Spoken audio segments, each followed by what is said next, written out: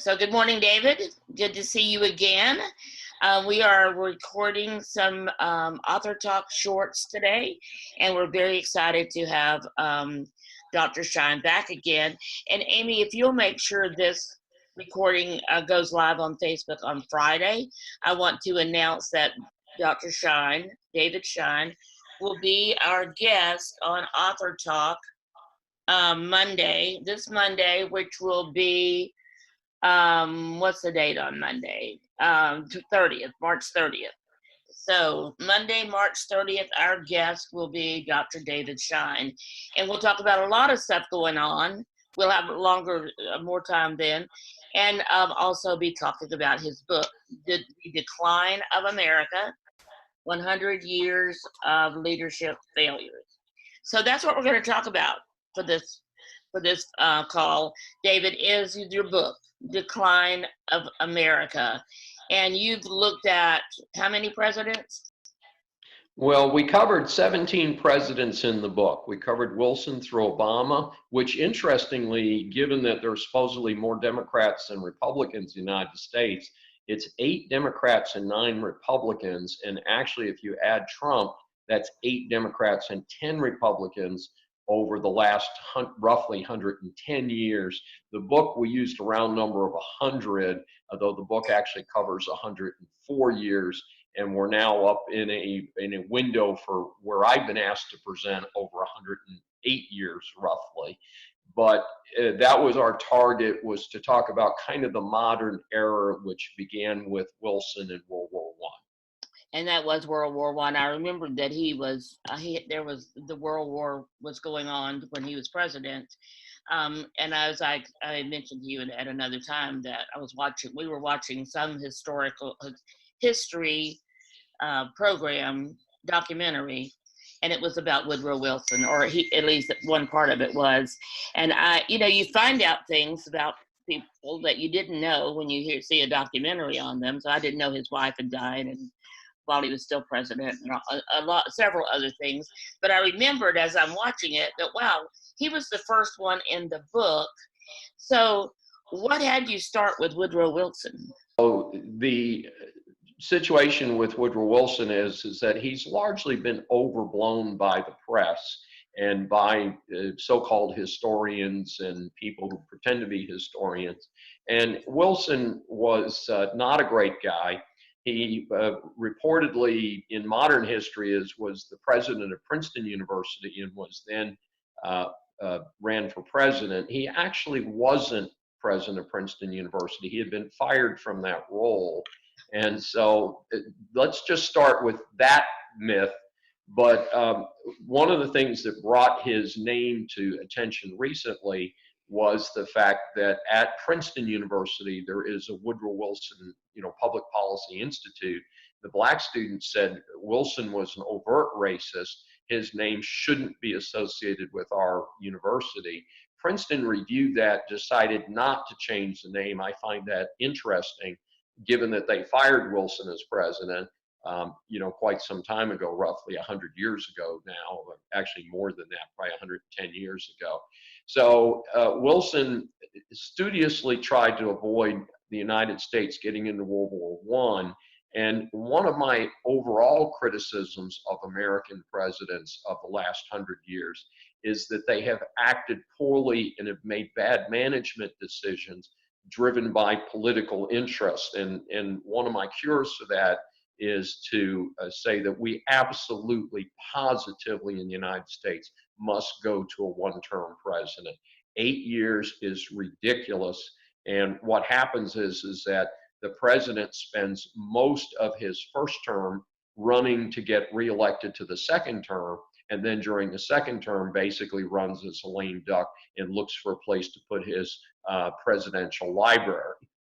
So Wilson was an interesting character. He had a long-term affair outside of his marriage, and this was well documented.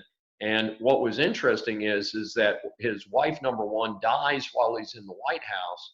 Roughly a year and a half later, and much courtship later, which has more recently been appointed, he apparently saw a woman at a function or something, and decided to pursue her. She was relatively recently widowed, and she played hard to get, and he sent many love letters to her and all this.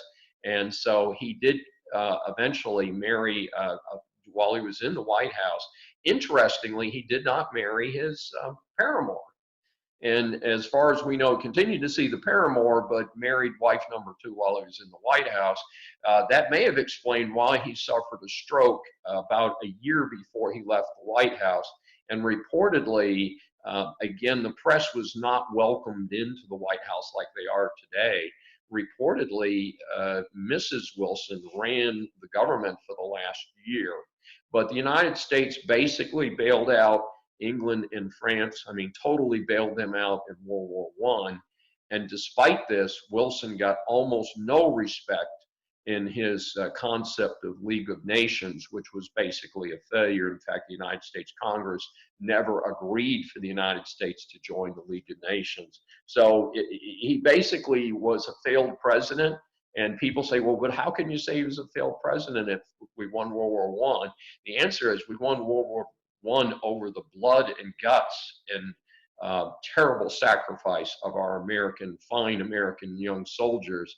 And Wilson had little or nothing to do with it other than to make it worse, because he allowed American shipping to be destroyed by German submarines and attack vessels for at least 2 years before he finally came up with the gumption to allow the United States to go in. 6 months after the United States entered World War I, we had conquered Germany. And I say we, the United States, had conquered Germany, because England and France were exhausted at this point because the United States had entered so late. So not an A+ there. It was a tough war. Everything I've read about it, everything I've seen in documentaries and all the others, it was really World War I was really a tough war. So you start the book out with he's the first one, but what you did was actually grade each one of the presidents since then up into through Obama. So what criteria did you use? I mean, like what did you grade them on? Was it the same thing? You graded every one of them on the very same thing? Is that how that worked? That is correct. And the idea of the grading was based on general leadership and management principles. It is a leadership book. It is not a history book. We use history to talk about leadership and management. So that was number one, is were you a good manager? Did you make things work better for the United States people? And then the second part was on ethics. And I'm very concerned about ethics. I think good businesses, good governments operate on ethical principles. And I did ethics a little differently. I did what I called public ethics and private ethics. And so private ethics, of course, in Wilson's case, he's out with his girlfriend, and he's a racist. And we know that for a fact. That's not optional. That's not for debate. But in addition, did he make the government operate in a racist manner? And the answer is he appointed people who supported his racist principles. So Wilson was not a great manager or leader. He was not particularly strong in his personal ethics, and he wasn't particularly good in his public ethics. So not a highly graded individual. Well, thank you very much, David. This has been very informative. We now know more about your book and the different presidents and how they were graded. So thank you for that. The book is available. It's available on Amazon. So just look for The Decline of America by Dr. David, Schein, and you can get it there. Also, David is available. We're in Houston. David is available to speak for various organizations, and he has done a lot of work with different civic groups. He is a professor at the University of St. Thomas here in Houston. So he has a lot of topics. If you're interested in him coming to speak to your networking group, to your civic group, or to your organization, feel free to get in touch with him or with me. We'd love to introduce him to you. He could speak now through Zoom or other video conferencing resources.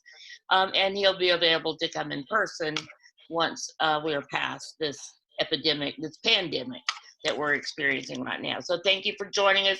Thank you, David, for being here. Elena and Amy, thanks for being here, and Rachel. And so we will see you again next time for another Author Talk Short. Thank you, Sandy.